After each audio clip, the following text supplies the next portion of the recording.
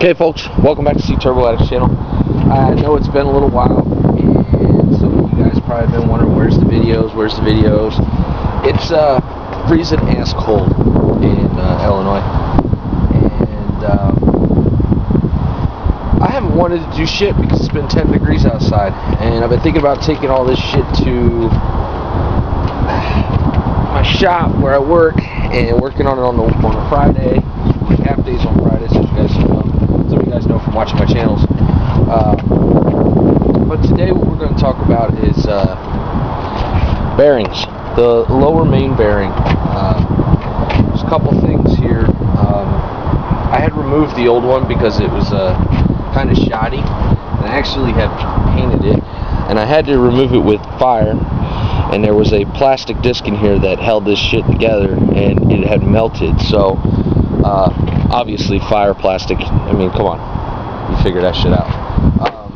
So cheap insurance is to go ahead and replace this bearing, which was like 12 bucks maybe. So while I was in here, it was time to do that. I have cleaned off the surface with a little bit of sandpaper, just some 400 grit, just to smooth it all out, you know, make sure it's nice and good, put the new bearing on.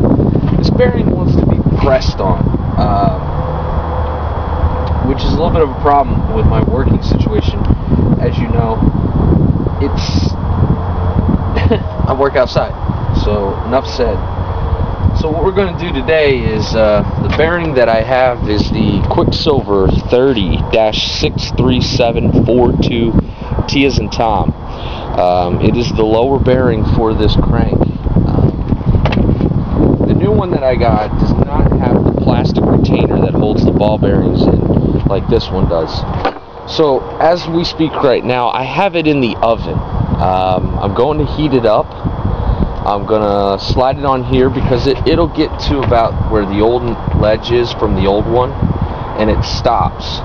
So I'm gonna heat it up for about 20 minutes in the oven at about 200 degrees. Let it get nice and warm. Once it's nice and warm, I'm gonna place it on here with an oven mitt, and I have a pipe. Which this pipe is a little freaking big for this purpose, but I'm gonna set the pipe over this, and with high hopes, I'm gonna beat that bastard on. What I'd like to do is stand the motor upside down, so that it's sitting on its head. That way I can drive the force straight down, not sideways like this and cause other issues. So while that bearing is warming up, I'm gonna try and set that thing standing straight up so we can put that on there, and then we're gonna try and see if we can get a bearing on this thing. So thanks for subscribing, guys. Thanks for watching, and we're gonna get that all set up now, and you'll see the screen change.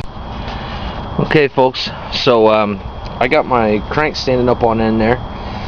If you have your flywheel nearby, you can bolt your flywheel to it and give it a little bit better balance. Mine's buried in the shed right now, so we're going to give this a whirl the way this is. Bearing's been sitting in the oven for about 20 minutes. I have my hammer and my pipe right here. I wish that I had a dead blow or a sledge of sort here to help with this process, but I don't right now, and I'm into it now, so now it's now or never. So I'm gonna go ahead and go on inside, grab the bearing, bring the bearing out here, and let's see if we can blast this bad boy down onto that seat. And remember, it'll hit here where you can see the color change, and it won't go past it right now. So let's give this backyard bonanza a blitz.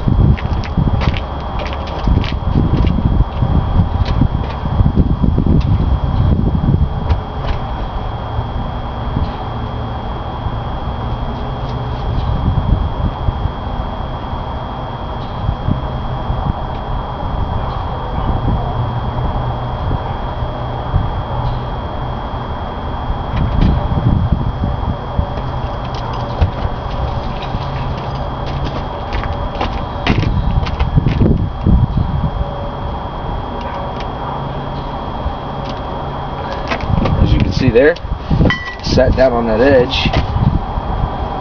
Now we want to try, See if we can get it all the way down.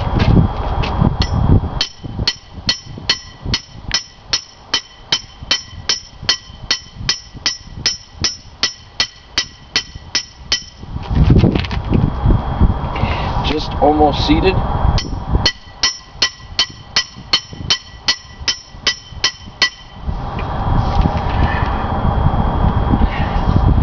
One for good measure, or 5 for good measure. I can feel that that's seated. So, we had a successful bearing install. What you want to do is make sure that that inner race is sitting where it's supposed to, and it looks perfectly seated on there now. While that cools off, it'll shrink back down and get to where it needs to be. Since we're right here right now and I got it sitting in a perfect place for that, I had also purchased an MM54196A6, which is a O-ring carrier assembly. Here's my old one that was in there. I don't know if you can see that or not. The old one that was in there, there's a rubber O-ring that goes in there, and it was gone. I mean, it was gone to shit. So I had purchased the whole thing and the O-ring. Come to find out that it comes with an O-ring already pre-installed. So here you have your new one. I'm gonna put a little Loctite on that thing, although I don't know if it'll do anything at all.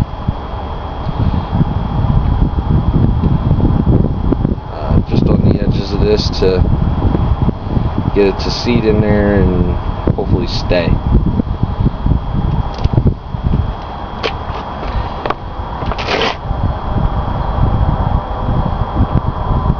And that wants to be forced on too. So we grab our little block of wood here. We're just going to tap her on there.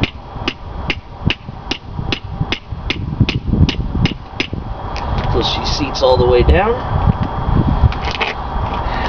Is that still hot? Not too hot. There we have a new bearing installed on the lower. And that'll fit up to the main. I call it a main. It's really not a main. It's the lower cap will fit up to that.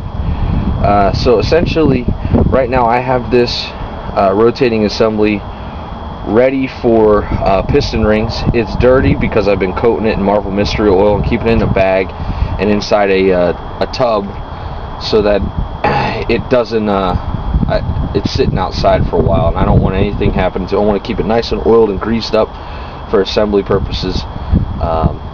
So thanks for watching, guys. Next on the list is bleed restrictors for the block. I'm gonna see about setting that up right now so we can do those and have another video for you. So thanks for watching, guys. Stay tuned. Let me know if you have any questions.